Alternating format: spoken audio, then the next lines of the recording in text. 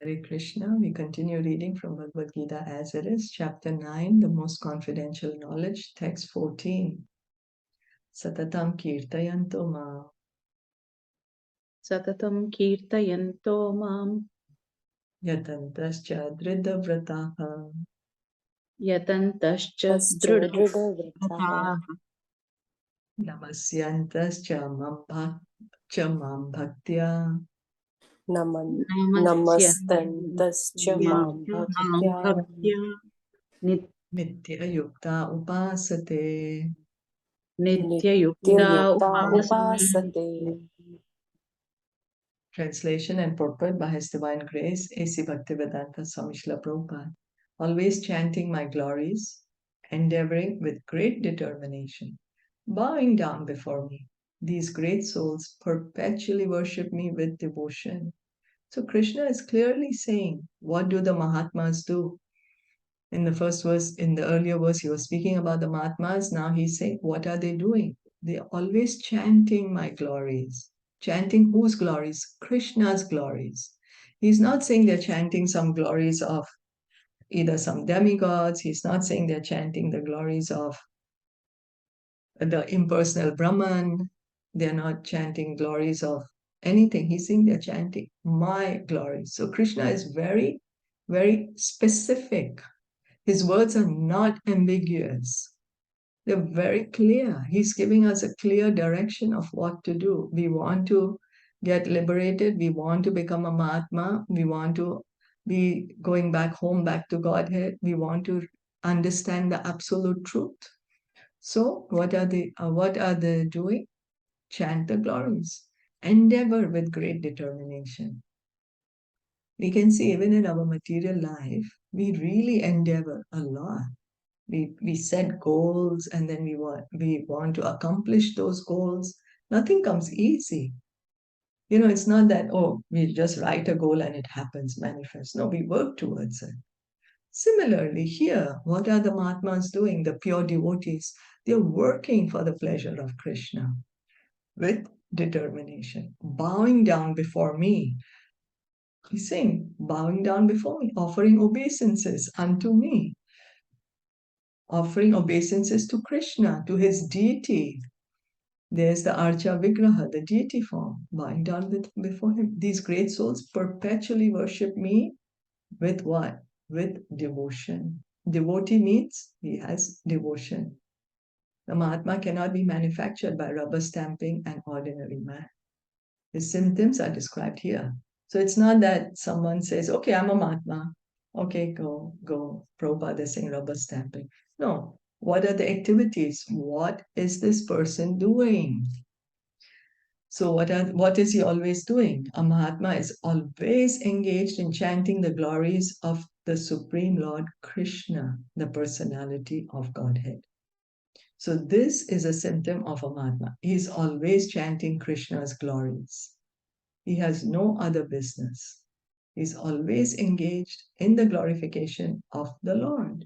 In other words, he's not an impersonalist. So he's not saying some source, divine energy, things like that. No, he's very specific. Krishna is the Supreme Lord. Krishna is the greatest. Krishna is the original person. Krishna is the most kind. Krishna is most compassionate. Krishna is most loving. Speaking from the Bhagavad Gita, speaking from Srimad Bhagavatam, speaking from Caitaniya Caritamita, and spreading the glories of Krishna to anyone and everyone 24 hours a day, 7 days a week, 24/7. Not that, okay, I'm going to glorify Krishna for 1 hour and that's it. No, the pure devotee, he is constantly glorifying Krishna. He's not an impersonalist. When the question of glorification is there, one has to glorify the Supreme Lord, praising his holy name, his eternal form, his transcendental qualities, and his uncommon pastimes. One has to glorify all these things. Therefore, Mahatma is attached to the Supreme Personality of Godhead. So the Mahatma, he's glorifying Krishna how?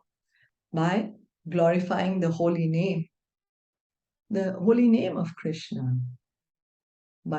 Krishna has so many names, and we have been specifically given the Hare Krishna mantra to chant in this age of Kali.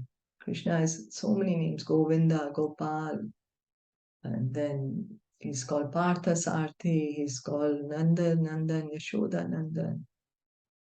So this is Krishna, and especially the Hare Krishna mantra. It's a great chant given to us especially for this age. When we are chanting the holy name, we are glorifying the Lord. His eternal form, Krishna's form, is the most beautiful. His form is not material. It is transcendental, Satchit Ananda.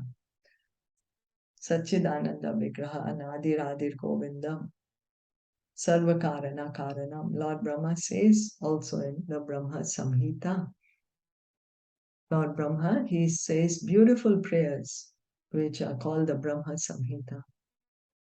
So his transcendental qualities, Krishna's qualities are not material. They are spiritual, they are transcendental. And that's why we should hear about them. We are associating with Krishna when we are chanting his names, when we are glorifying his form or worshipping his deity form. We are speaking about his qualities and his leelas, his uncommon pastimes. This is associating with Krishna. His pastimes are not ordinary. It's not that, oh, it's like some material boy and girl having a love affair, or some boy, he's like a superhero and he's killing the villains. And so this is what Krishna is doing. He's killing the demons. No, it's not material. Krishna's pastimes are transcendental. The more we hear about them, the more we speak about them, then what happens is our natural love, which is there in our heart for Krishna, gets revived. We get purified.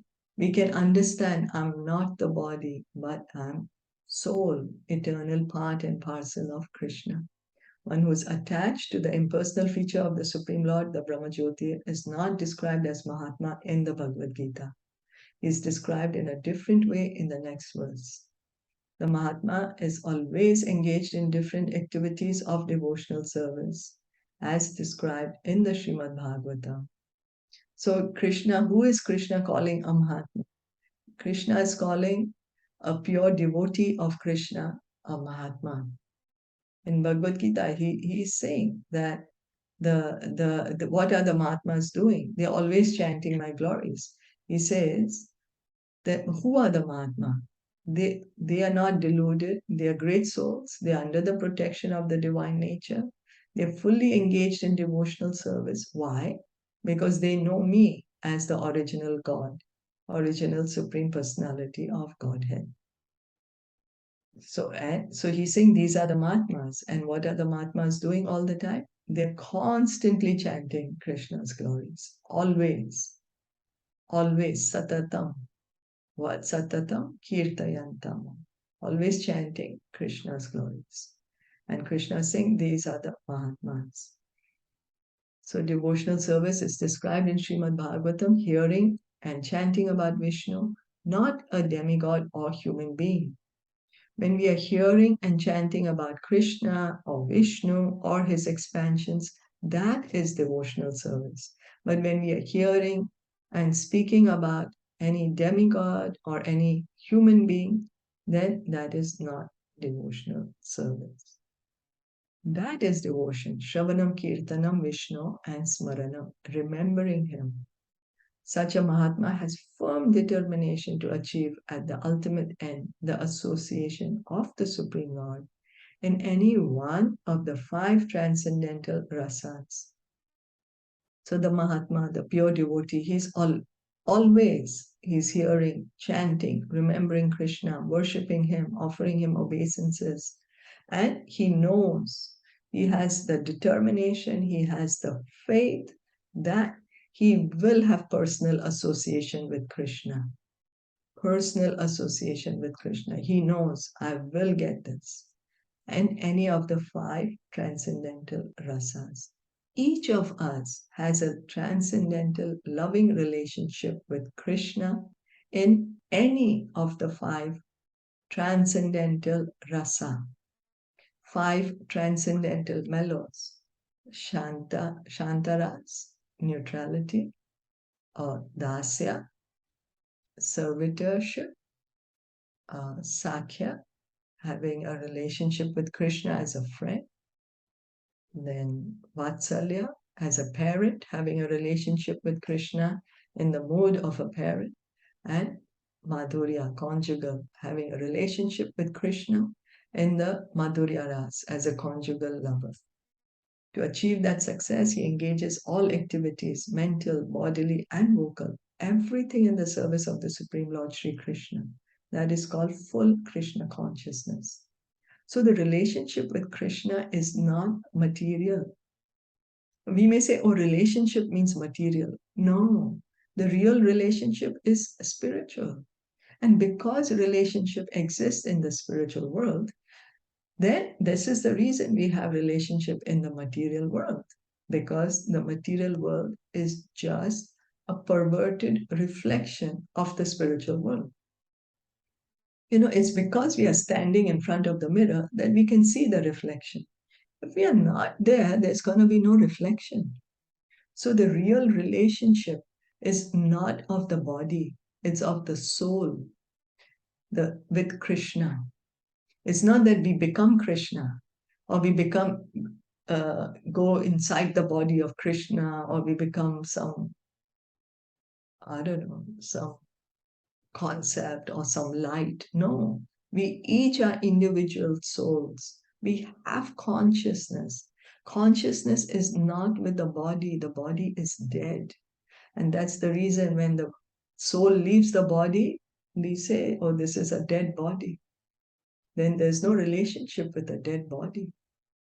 So the soul, so the relationship with Krishna, those are transcendental relationships. When we are saying Shanta, Dasya, Vatsalya, Madhurya, all these relationships are not material, they are transcendental, they're spiritual, they are eternal. And so the pure devotee, because he wants to have this association with Krishna, and that is our true relationship. That is the constitutional relationship that we have. So the pure devotee wants to revive that. He wants to be situated in that relationship. And so what does he do? Till the time he's in this material body, he engages all his activities by his mind, by his body, by his words, everything. He engages in the service of the Supreme Lord Sri Krishna. That is called full Krishna consciousness. So what does it mean to be Krishna conscious? That we are always pleasing Krishna by our mind, body, and words. Anything we think is for pleasing Krishna. Anything we speak is for pleasing Krishna. Anything we do is for pleasing Krishna. That is Krishna consciousness, full Krishna consciousness. And that is the original position, each and every one of ours, that is our pure consciousness, Krishna consciousness. When we want to satisfy our own self, that is material consciousness. That's the reason we are in the material body right now. But our pure consciousness is Krishna consciousness, doing everything for the pleasure of Krishna. And how can we revive that consciousness? By hearing and chanting, remembering. But by engaging in devotional service, we will revive back our pure consciousness. Any questions or comments?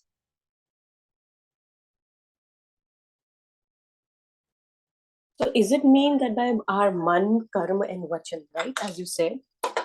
Yes. Right? Man, karma or vachan. Yes. So we should always remember Krishna and try to make him happy and do as, right? So all the 3 are man, karma or vachan. Say, For the satisfy pleasure her of Krishna. for the pleasure. Yeah, so Yeah. we have to. Okay. Yeah. So he's the So all Mahatma our who is thoughts. always, right? Yeah. Right? We are talking about a Yes. Mahatma. So he's the Mahatma who, with all these three, is always satisfying Krishna or always remembering Krishna, right? Yes. Always pleasing Okay. Krishna. Always pleasing Krishna. Always pleasing Krishna. Always serving Krishna. Okay. Yes. Okay. Yes. So thank you so much for listening and joining in today. Bhagavad Gita ki jai, Srila Prabhupada ki jai, Gaur Bhaktavinda ki jai.